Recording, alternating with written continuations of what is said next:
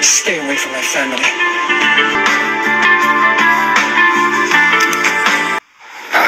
Sir Kim, pasensya na nga pala kagabi ha. Hindi ko kasi alam na magkasama kayo ni Brandon eh. Sorry na, stop. Ay, hindi po. Wala po kayo na istorbo, Sir Philip. Kung ano po yung nasa isip ninyo, nagkakamali po kayo doon. Nagdi-dinner lang po kami ni boss noon. Nothing more, nothing less. Haba na paliwanag ha. Pero sige, I believe you. Tsaka, may sprain po ba kayo, Sir Philip? Kasi parang gusto niyo po magpakuha po ako ng yelo. Hindi, okay lang. Nalagyan ko na kanina. Sige. May itatanong po sana ako. Alam niyo po ba kung bakit po may scar si sa paa? Sumakit ang mga ankles niya? Mga? So, ibig sabihin po, dalawang paa niya po yung nagkasugat?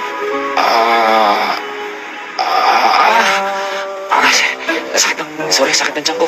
Nanumber to ko. Saglit kasi hindi ko nagawa kanina. Niyelo ko yung paa ko eh. Excuse me lang ha. Hindi ko pala yung siya. Later na lang. Later.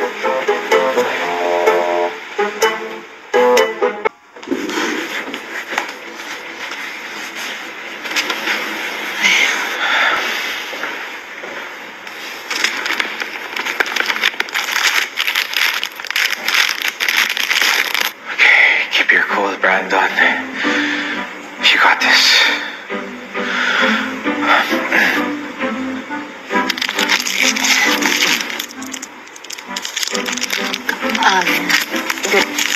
Good morning, boss. Biniling ko na po pala kayo kay Kim Marie. Sasamahan ko lang po si Sir Cyrus para sa AVP niya. No. No? No. Request daw po ito ni Madam Carlota eh. Well, Mom's not here, is she? Boss, akala ko po ba you can handle this?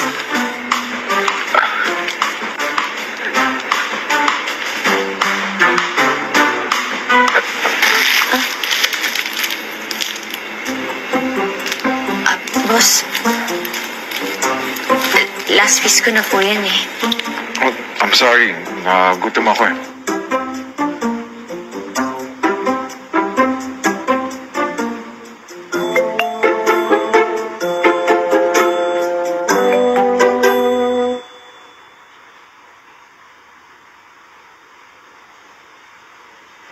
Kim.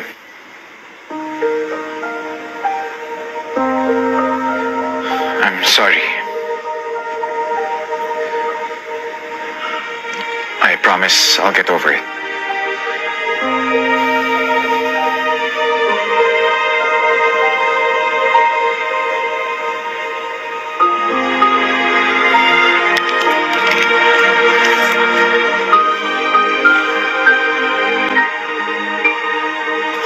Good afternoon po, madam. Hello, Secretary Kim. Naku, si Cyrus will be with us in a minute. Oh, Yaya, alam mo na kaagad, ha? Yes, ma'am. Serve na merienda. Come on. Secretary Kim, can I talk to you for a bit? Sure. Halika. Upo ka muna. I hope you don't take this the wrong way, ha? Pero nung sinabi sa akin ni Cyrus that ikaw yung kasama ng anak ko nung makidnap siya, it was such a relief. You know, I was so heartbroken for my son. Inisip ko na mag-isa lang siyang tiniis ang takot. You know, nung nahanap namin siya, nanginginig siya. Siguro dahil sa trauma, ginawin pa naman yun, kaya madaling magkasakit. Ibang-iba ho sa Ninja Boy na naalala ko.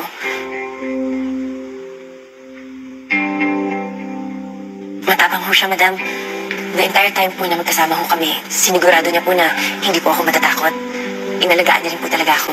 Oh, that sounds like my son. Thank you, Secretary Kim. At least ngayon, matatahimik na ako. And as much as possible, ayaw na nga namin itong binabalikan o inuungkat. And I'm sure your family will agree. Kung ano man na nangyari, dapat iwan na to sa past. Right? So, tell me about Ninja Boy. Ma, huwag niyo na kulitin sa Secretary Kim. We have a long day ahead. Ikaw naman kasi, ang tagal mo. Mauna na po kami, madam. Ay, okay. Enjoy the shoot, ha? At yan si Cyrus, pag nagtigas-tigasan ng ulo, sabihin mo kaagad sa akin, papaluin na. Sige po. Ay, sagutin ko na ito. Okay? Thank you. Ayusin ko lang po yung pants. Anong ginagawa mo? You don't need to do that.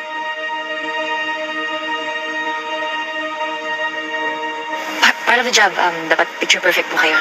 You seem to forget. Hindi ako si Brandon. Next natin, Sir Cyrus, kunwari po nagbabasa kayo ng novel nyo, medyo maaraw lang ha. Ano ba, date track? Mas nga ingat eh. Kasi minsan, sa zero degrees kami sa Berlin. Kaya niyo po yung lamig? Ano ba ito? Hindi naman ako ginawin. Okay, baka sadya makapalan talaga ang balat ko. Nung nahanap namin siya, nanginginig siya. Ginawin pa naman yun, kaya madaling magkasakit. Okay.